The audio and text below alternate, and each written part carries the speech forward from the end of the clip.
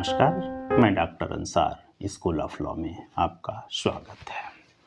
जैसा कि आप जान गए हैं कि पुराना जो क्रिमिनल जस्टिस लॉ था, Indian Penal Code 1860, Indian Evidence Act 1872 तथा क्रिमिनल प्रोसीजर कोड 1973, उसको रिप्लेस करने वाली 3 विधियां बीएनएस, बीएनएसएस तथा बीएसए 2023 संसद से पारित हो चुकी है, सदन से पारित हो चुकी है तथा प्रेसिडेंट ऑफ इंडिया ने भी इस पे हस्ताक्षर कर दिया है। बहुत सारे लोगों के बहुत सारे सवाल हैं, दिमाग में बहुत सारे सवाल आ रहे हैं कि क्या यह लागू हो गया है, क्या यह प्रभाव में आ गया है। इसके बारे में आज बहुत सारी चीज़ों को मैं स्पष्ट करने जा रहा हूं। बहुत सारे सवाल हैं जिसका जवाब इस एपिसोड में मैं देने जा रहा हूं, तो इस एपिसोड को प्लीज़ आप लास्ट ज़रूर देखिएगा। आप सारी बातें, सारे डाउट्स आपके क्लियर हो जाएंगे। पहला जो सवाल लोगों के मन में उठ रहा है वह यह उठ रहा है कि क्या जो criminal justice law BNS, BNSS तथा बीएसए 2023 है वह लागू हो चुका है। क्लियर बिल्कुल जान लीजिए, स्पष्ट रूप से जान लीजिए, नहीं। जो बीएनएस है, बीएनएसएस है तथा बीएसए है वह अभी लागू नहीं हुआ है। हर कानून के लागू होने की एक प्रक्रिया होती है और बिना उस प्रक्रिया को फुलफिल किए वह कानून लागू नहीं होता है। वह प्रक्रिया क्या होती है? भारत के संविधान में उसका प्रावधान दिया गया है कि कोई भी कानून विधेयक के रूप में लोकसभा या राज्यसभा में प्रस्तुत किया जाता है जैसी स्थिति होती है, और लोकसभा राज्यसभा यानी सदन से पारित होने के बाद वह प्रेसिडेंट ऑफ इंडिया के पास सिग्नेचर के लिए भेजा जाता है या सहमति के लिए भेजा जाता है। प्रेसिडेंट ऑफ इंडिया की सहमति या सिग्नेचर के बाद वह कानून का रूप धारण कर लेता है, लेकिन केवल प्रेसिडेंट ऑफ इंडिया के सिग्नेचर के बाद वह लागू नहीं हो जाता है। उसको लागू करने के लिए सरकार को नोटिफिकेशन करना होता है और बिना नोटिफिकेशन के वह कानून लागू नहीं हो सकता है। तो भारत के संसद ने यानी लोकसभा ने 20 दिसंबर को, राज्यसभा ने 21 दिसंबर को तथा प्रेसिडेंट ऑफ इंडिया ने इस पे 25 दिसंबर को हस्ताक्षर भी कर दिया है। कहने का मतलब ये है कि 20 दिसंबर को लोकसभा ने पारित कर दिया, 21 दिसंबर को राज्यसभा से पारित हो गया तथा 25 दिसंबर को प्रेसिडेंट ऑफ इंडिया ने इस पे सिग्नेचर भी कर दिया है। लेकिन अभी यह लागू नहीं हुआ है। लागू तब होगा जब लागू किए जाने के संबंध में भारत सरकार नोटिफिकेशन जारी कर दे। देखिए, कोई भी कानून लागू उसी दिन से होता है जिस दिन से सरकार नोटिफिकेशन के माध्यम से डिक्लेयर कर दे कि कानून इस दिन से प्रभाव में आ गया है। कोई भी कानून संपूर्ण रूप से एक साथ लागू हो सकता है या किसी कानून के अलग अलग प्रावधानों को अलग अलग तिथि को लागू किया जा सकता है। अर्थात या तो पूरे कानून को किसी एक पार्टिकुलर डेट पे नोटिफिकेशन के माध्यम से लागू कर दिया जाए, एक डेट से लागू कर दिया जाए, या इसको अलग अलग डेट्स से अलग अलग प्रावधानों को भी लागू किया जा सकता है।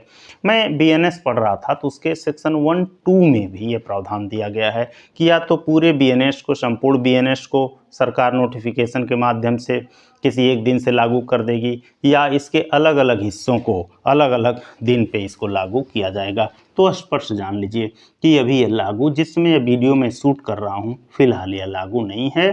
सदन से पास हो चुका है, प्रेसिडेंट ऑफ इंडिया का सिग्नेचर भी हो चुका है, लेकिन अभी यह लागू नहीं हुआ है। जो दूसरा सवाल लोगों के मन में आ रहा है, तमाम स्टूडेंट्स, तमाम प्रतियोगी छात्रों के मन में आ रहा है, हमसे पूछे भी गए हैं कि क्या जो प्रतियोगी परीक्षा आयोजित होने जा रहे हैं उनमें बीएनएस, बीएनएसएस या बीएसए 2023 या इंडियन पेनल कोड सीआरपीसी और इंडियन एविडेंस एक्ट से सवाल पूछे जाएंगे। देखिए, इसके बारे में भी मैं डाउट को क्लियर करना चाह रहा हूँ। देखिए, चूँकि अभी तो ये कानून लागू भी नहीं हुआ, बीएनएस, बीएनएसएस और बीएसए तो अभी लागू भी नहीं हुआ है क्योंकि सरकार ने भी कोई नोटिफिकेशन नहीं किया है। तो ऐसी स्थिति में इससे सवाल पूछे जाने का तो प्रश्न ही नहीं उठता है। हाँ, लागू होने के बाद जो प्रतियोगी परीक्षाएं होंगी उसमें इसको सिलेबस के रूप में रखा जाएगा और इससे पूछी जाएगी। देखिए, इस कानून के जो 3 कानून बने हैं, इसके नोटिफिकेशन के पूर्व जिन प्रतियोगी परीक्षाओं का विज्ञापन हो चुका है, उनका नोटिफिकेशन हो चुका है और उनके सिलेबस को फाइनल कर दिया गया है, सिलेबस को भी डिक्लेयर कर दिया गया है। ऐसी स्थिति में जो सिलेबस में लॉ है, और निश्चित रूप से पुराने लॉ होंगे, Indian Penal Code, Indian Evidence Act और क्रिमिनल प्रोसीजर कोड, तो उसी से ही आपसे सवाल पूछे जाएंगे। अभी नए विधि से सवाल नहीं पूछे जाएंगे, क्योंकि नया विधि तो अभी लागू ही नहीं हुआ है। कई स्टेट के विज्ञापन हुए हैं जिनकी परीक्षाएं होने भी वाली हैं, जैसे दिल्ली का, मध्य प्रदेश का, यूपी एचजेएस का, शायद बिहार एचजेएस का भी हुआ है।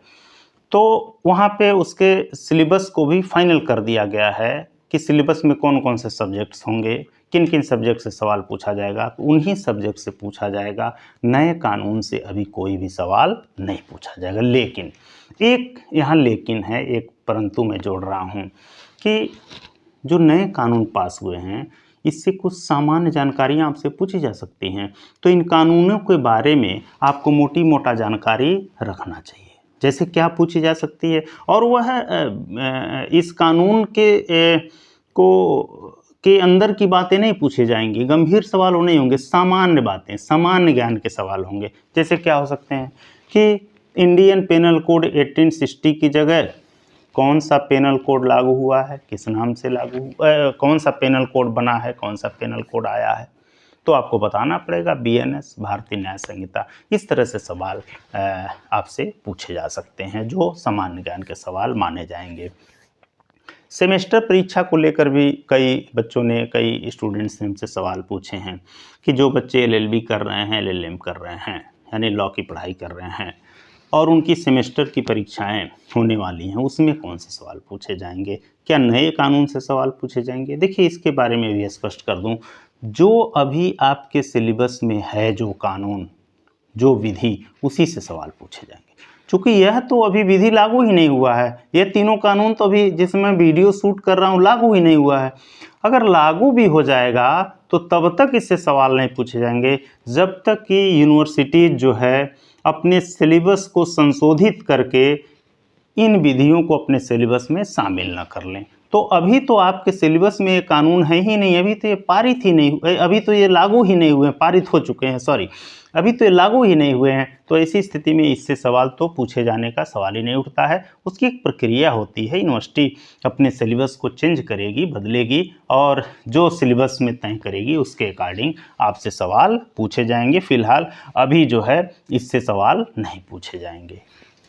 तीसरा जो लोगों के मन में शंका है, लोगों के मन में सवाल हैं, हमसे भी आज ये सवाल पूछा गया है कि जिन मामलों में मान लीजिए एफआईआर दर्ज हो चुका है, एनसीआर दर्ज हो चुका है, कंप्लेंट हो चुका है, इन्वेस्टिगेशन चल रहा है, इंक्वायरी चल रहा है, ट्रायल चल रहा है, उनके संबंध में क्या होगा, क्या उन पर यह कानून लागू होगा। देखिए, फिलहाल अभी जिसमें वीडियो शूट कर रहा हूँ अभी तो ये कानून लागू ही नहीं है, तो अभी तो लागू होने का सवाल ही नहीं उठता है। लेकिन अगर लागू भी हो जाता है तब क्या होगा। देखिए, हर कानून का जो प्रभाव होता है वह 2 तरह का होता है।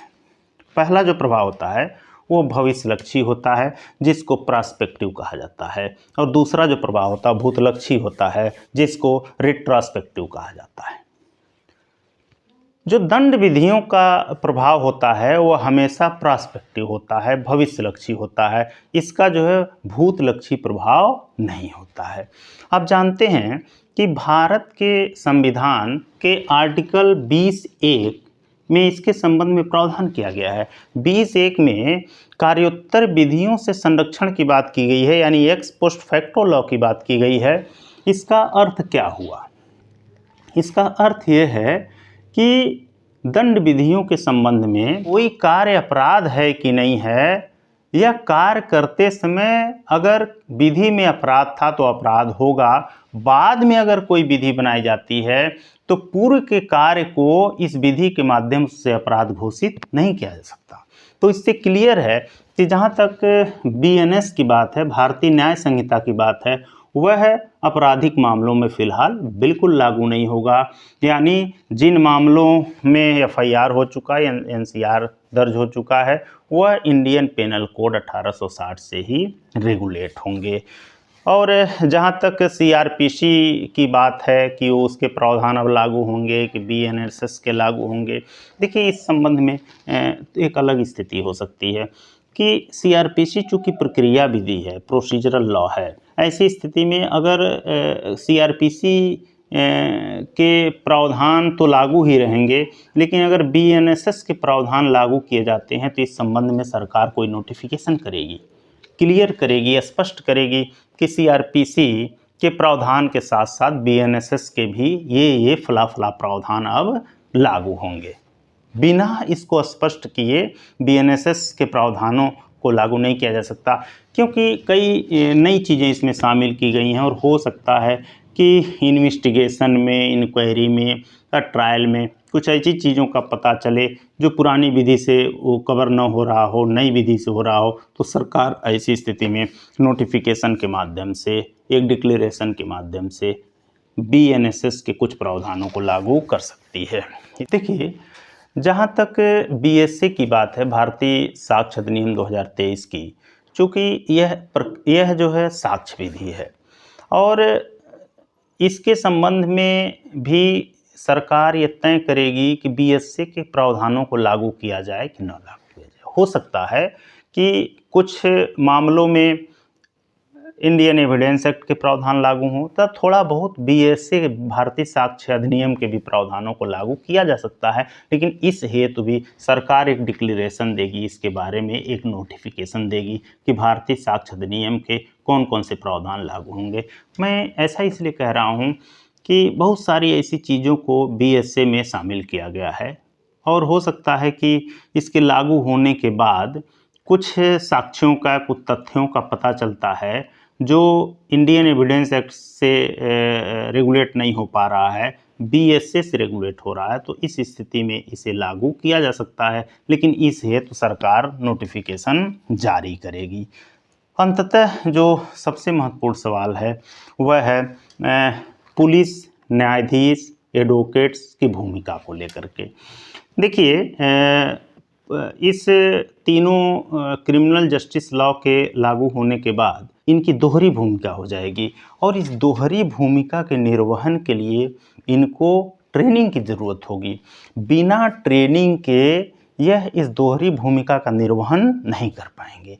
जैसे जजों को कुछ मामले में तो पुराने विधि से ट्रायल करना होगा, लेकिन कुछ मामलों में नई विधि से ट्रायल करना होगा। ऐसी स्थिति में पुरानी विधि के ट्रायल की जानकारी तो आपको होनी चाहिए, नए विधि से कैसे ट्रायल होगा, क्या प्रक्रिया होगी, कैसे होगी, इसकी भी जानकारी जजों को होनी चाहिए, क्योंकि आप जानते हैं सिर्फ पुरानी जो विधियां हैं उसके वो लेकर अभी बहुत सारे डाउट्स हैं, बहुत सारी बातें स्पष्ट नहीं हो पाती हैं।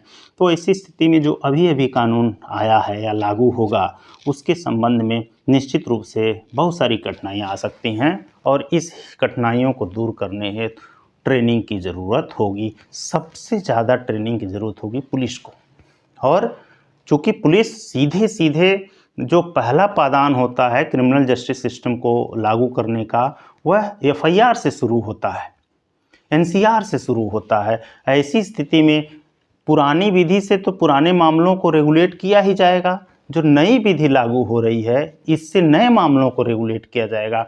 ऐसी स्थिति में पुलिस की भूमिका बड़ी महत्वपूर्ण हो जाएगी और पुलिस को बहुत ही बेहतरीन, बहुत ही अच्छी ट्रेनिंग की ज़रूरत होगी और पुलिस को भी दोहरी भूमिका निभानी पड़ेगी। एक तरफ इंडियन पेनल कोड से रिलेटेड मामले होंगे, सीआरपीसी से रिलेटेड मामले होंगे और इंडियन एविडेंस एक्ट से रिलेटेड मामले होंगे। दूसरी तरफ जो नए मामले होंगे वो बीएनएसएस तथा बीएसए से रिलेटेड होंगे, तो दोनों को उन्हें हैंडल करना पड़ेगा, देखना पड़ेगा। इसलिए उनकी भूमिका भी बड़ी महत्वपूर्ण होने जा रही है। उनको सख्त ट्रेनिंग की, अच्छी ट्रेनिंग की ज़रूरत होगी। बाकी बहुत परेशान होने की ज़रूरत नहीं है। बहुत सारी कठिनाइयाँ आती हैं, जिन कठिनाइयों का समाधान ह्यूमन बीइंग ढूंढ ही लेता है। कुछ दिक्कतें जो स्कूल कॉलेजों में यूनिवर्सिटियों में जो प्रोफेसर्स पढ़ाते हैं उनके सामने, यानी हम लोगों के सामने भी आने वाली हैं, क्योंकि बिल्कुल नया कानून होगा और इसे हमें पढ़ाना है, तो हमें भी इन कानूनों को गहनता से पढ़ना होगा, इसका अध्ययन करना होगा। मेरे सामने भी, हम लोगों के सामने भी कुछ कठिनाइयाँ आने वाली हैं। बाकी कुछ बच्चे कह रहे हैं पुराने किताबों का क्या करें, कुछ लोगों के मन में ये भी है कि पुराने क्रिमिनल जस्टिस लॉ से रिलेटेड कानून अब बदल गए तो पुराने किताबों का क्या करें। बिल्कुल नहीं, बिल्कुल उन किताबों को आप संभाल के रखिए, क्योंकि आप जानते हैं कभी लंबे समय तक पुराने कानून का इम्पोर्टेंस बना होगा। जो मामले चल रहे हैं, जिन मामलों में FIR दर्ज हो चुका है, जो मामले पेंडिंग हैं, वो जब तक डिस्पोज ऑफ नहीं हो जाते तब तक पुरानी किताबों, पुराने कानून की किताब जो आपके पास है उसकी ज़रूरत पड़ेगी। इसलिए उसको डिस्पोज ऑफ करने की ज़रूरत नहीं है, हटाने की ज़रूरत नहीं, उसको बिल्कुल संभाल के रखिए। आप सबकी भूमिका भी दोहरी होने वाली है, पुराने लॉ को भी पढ़ना होगा आपको, नए लॉ को भी पढ़ना होगा। काफ़ी कठिनाई आएगी उन बच्चों के सामने जो अभी नया पुराने लॉज को पढ़ के निकले हैं, यानी इंडियन पेनल कोड, CRPC और इंडियन एविडेंस एक्ट। वो पढ़े तो कुछ और हैं, लेकिन जैसे ही वो तैयारी करने आएंगे या प्रैक्टिस करने आएंगे उनको बिल्कुल नए कानून का सामना करना पड़ेगा।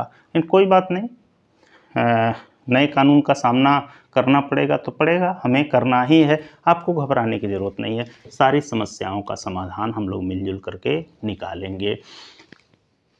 लेक्चर बड़ा होता जा रहा है, मैं इसे ख़त्म करना चाहता हूँ। देखिए, अभी जो BNS, BNSS तथा BSA बना है उस पर भी मैं कोई बात नहीं करूँगा, क्योंकि जिस समय जिस समय मैं यह शूट कर रहा हूँ अब यह लागू नहीं है।